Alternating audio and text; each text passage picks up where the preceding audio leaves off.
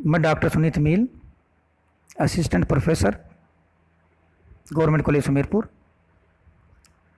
आज हम संसाधनों के वर्गीकरण पार्ट 2 पढ़ेंगे। तो स्टूडेंट्स, मैं आपको पहले इस बारे में बता चुका हूं कि संसाधन जो होते हैं उनको हमने मुख्यतः 4 भागों में डिवाइड किया है। उनका वर्गीकरण 4 भागों में किया है। उपयोग की सत्ता के आधार पर, उत्पत्ति के आधार पर, उद्देश्य के आधार पर और स्वामित्व के आधार पर। इसमें से दो पार्ट हैं, उपयोग की सत्ता के आधार पर और उत्पत्ति के आधार पर। ये 2 पार्ट हम पहले पढ़ चुके हैं। आज हम उद्देश्य के आधार पर और स्वामित्व के आधार पर जो संसाधनों का वर्गीकरण है उसके बारे में अध्ययन करेंगे। तो उद्देश्य के आधार पर संसाधनों को मुख्यतः 3 भागों में डिवाइड किया गया है: ऊर्जा संसाधन, कच्चा माल और खाद्य पदार्थ। पुनः ऊर्जा संसाधन को 2 भागों में डिवाइड किया गया है। समाप्य, जो समाप्य संसाधन है उनमें मुख्यतः लकड़ी, कोयला, खनिज तेल आते हैं।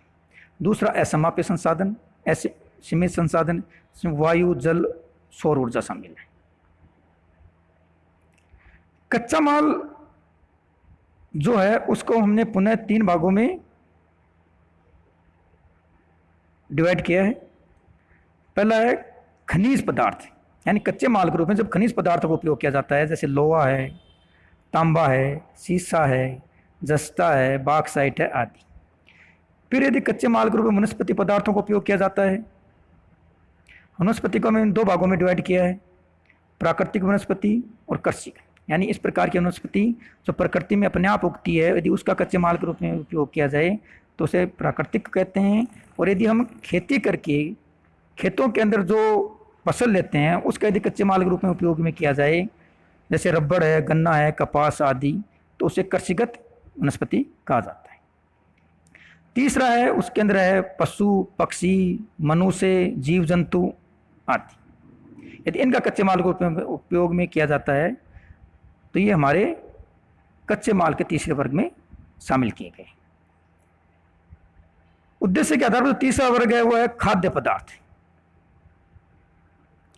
तो खाद्य पदार्थ के भी 3 वर्ग किए गए हैं। यदि खाने के रूप में यदि खनिज का उपयोग किया जाता है तो वो खनिज पदार्थ कहलाते हैं, जैसे नमक का उपयोग। यदि खाने के रूप में वनस्पति पदार्थों का उपयोग किया जाता है, जैसे कंदमूल है, विभिन्न प्रकार के खाद्यान्न है, फल है, फूल है, सब्जी हैं, इनका उपयोग किया जाए तो वनस्पति पदार्थ कहलाते हैं। और खाने के रूप में जैसे हम नॉन वेज लोग हैं, मीट है, मछली है, पशु हैं, पक्षी है, इनका यदि खाने के उपयोग में लेते हैं तो उन्हें क्या कहा जाता है? पशु एवं जीव जंतु। तो उससे उद्देश्य के आधार पर मुख्यतः 3 वर्ग किए गए। और तीनों वर्ग के ऊर्जा संसाधन के 2 वर्ग, समाप्य और असमाप्य, कच्चा माल के 3 वर्ग और खाद्य पदार्थों के भी 3 वर्ग आगे किए गए हैं।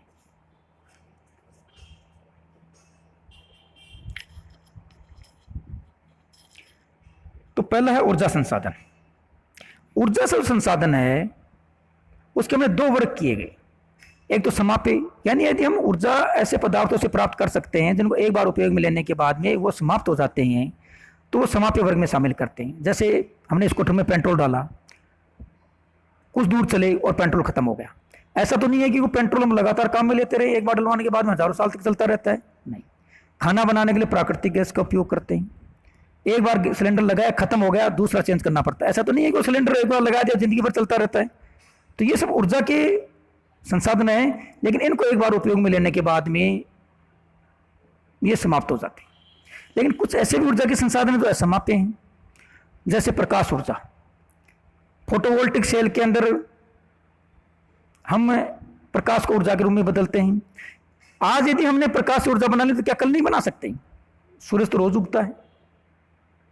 यदि हवा से पवन चक्की आज हमने चला ली तो क्या हवा कल बंद हो जाएगी?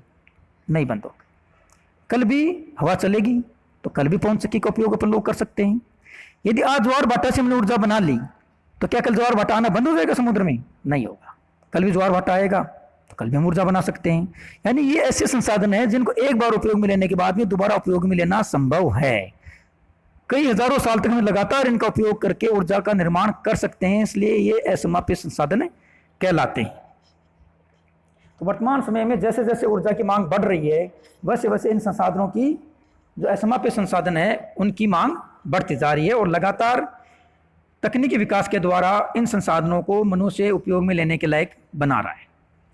दूसरा, कच्चा माल आधारित, जैसे खनिज पदार्थ, तो हमारे पृथ्वी तल को खोद करके जो पदार्थ प्राप्त किए जाते हैं उनको हम खनिज पदार्थ कहते हैं। जैसे विभिन्न प्रकार के लौह धातु, जस्ता है, तांबा है, पत्थर हैं, इनका उपयोग। वनस्पति पदार्थ, वनस्पति पदार्थ पहले हमने दो भागों में डिवाइड कर दिया। जो विभिन्न प्रकृति में वनस्पति पदार्थ उगते हैं, जैसे पेड़, लकड़ियाँ, कंदमूल, या खेती करके जो वनस्पति का उत्पादन करते हैं, जैसे कपास का उत्पादन, बाजरे का उत्पादन, गेहूं का उत्पादन, उनका उपयोग।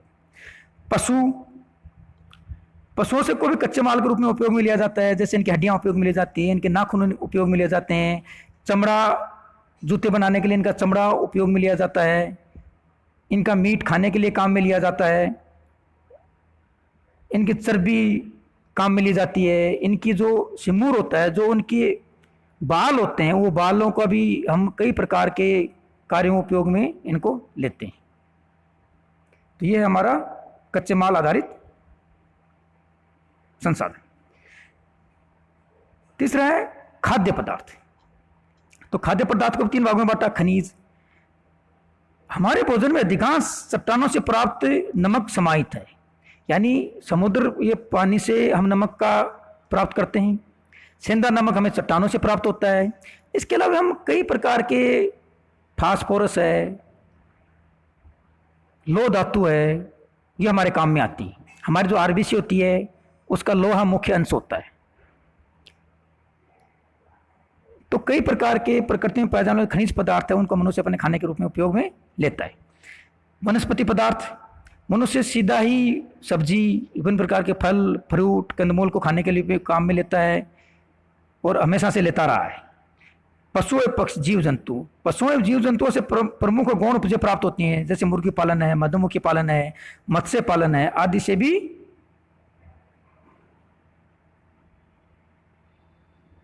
हम भोजन प्राप्त करते हैं। तो ये था हमारा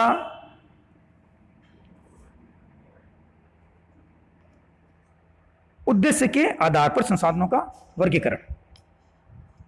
इसके अतिरिक्त स्वामित्व के आधार पर भी हमने संसाधनों तीन भागों में बांटा है: व्यक्तिगत संसाधन, राष्ट्रीय संसाधन और अंतर्राष्ट्रीय संसाधन। तो संपूर्ण पहला है आपका व्यक्तिगत संसाधन।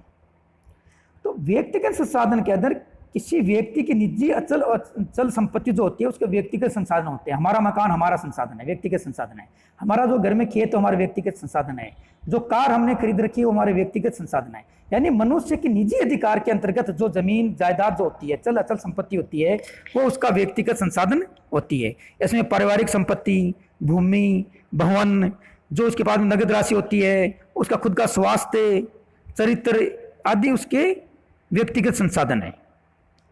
फिर है आपका राष्ट्रीय संसाधन। किसी देश के अंदर जो उसकी इस प्रकार के पाए जाने वाले संसाधन जिसे संपूर्ण राष्ट्र का समान अधिकार होता है, राष्ट्रीय संसाधन कहलाते हैं। इस प्रकार के संसाधनों का संचालन मुख्यतः उस देश की सरकारों के द्वारा बनाए गए नियमों के आधार पर किया जाता है। किसी भी देश की सीमा के अंतर्गत जो विभिन्न प्रकार के संसाधन विद्यमान होते हैं वो राष्ट्रीय संसाधन कहलाते हैं। जैसे हमारे पश्चिम बंगाल में जो कोयला पाया जाता है वो एक राष्ट्रीय संसाधन है। अमेरिका के अंदर कालगुल्ली के अंदर जो स्वर्ण की खाने पाए जाते हैं उस सोने के अंदर ऑस्ट्रेलिया का अधिकार है। यानी इस प्रकार के संसाधन जो किसी देश की सीमा के अंतर्गत या भीतर पाए जाते हैं उन संसाधनों के ऊपर उस देश के संपूर्ण लोगों का अधिकार होता है और उनका संचालन वहाँ की सरकारों के द्वारा बनाए गए नियमों के आधार पर होता है और ये संसाधन आपके राष्ट्रीय संसाधन कहलाते हैं। फिर है आपका अंतर्राष्ट्रीय संसाधन या सार्वभौमिक संसाधन। संपूर्ण विश्व में मानव कल्याण के लिए उपयोगी वस्तुओं को अंतर्राष्ट्रीय संसाधन कहते हैं। पृथ्वी का प्राकृतिक पर्यावरण इस प्रकार का विश्वव्यापी संसाधन है। पृथ्वी स्थित महासागर प्रमुख अंतर्राष्ट्रीय संसाधन है। सामान्यतः किसी भी देश की जो समुद्री सीमा होती है उस समुद्री सीमा से 200 मील के दूर का जो क्षेत्र है, समुद्री क्षेत्र है, वो समुद्री क्षेत्र अंतर्राष्ट्रीय क्षेत्र कहलाते हैं। उस क्षेत्र में जहाजों आवागमन पर कोई प्रतिबंध नहीं होता। उस क्षेत्र के अंदर विभिन्न प्रकार के खनिज संसाधनों के दोहन पर कोई प्रतिबंध नहीं होता। सामान्य रूप से किसी देश की सीमा से 200 मील समुद्री तक जो दूरी होती है उस पर उस देश का अधिकार होता है, और वो देश जहाज़ों के आने जाने पर चुंगी लगा सकता है। खनिजों के उपयोग का संपूर्ण अधिकार उसी देश को होता है, और मत्स्य पालन पर उसी देश का अधिकार होता है। लेकिन 200 मील दूरी से अधिक का जो सीमा क्षेत्र है उस पर अंतर्राष्ट्रीय समुदाय का अधिकार होता है। इसके अतिरिक्त आपका हवा है, वायु है, प्रकाश है, इस प्रकार के जो सर्वोपलब्ध संसाधन है वो भी अंतर्राष्ट्रीय संसाधन है, और ये किसी एक देश की सीमा तक सीमित नहीं है, बल्कि संपूर्ण संसार के अंदर समान रूप से उपलब्ध है। तो स्टूडेंट्स, इस प्रकार से हमने समझा कि आज पार्ट संसाधनों के वर्गीकरण के पार्ट 2 में हमने 2 प्रकार के संसाधनों का अध्ययन किया, उद्देश्य के आधार पर और स्वामित्व के आधार पर। धन्यवाद।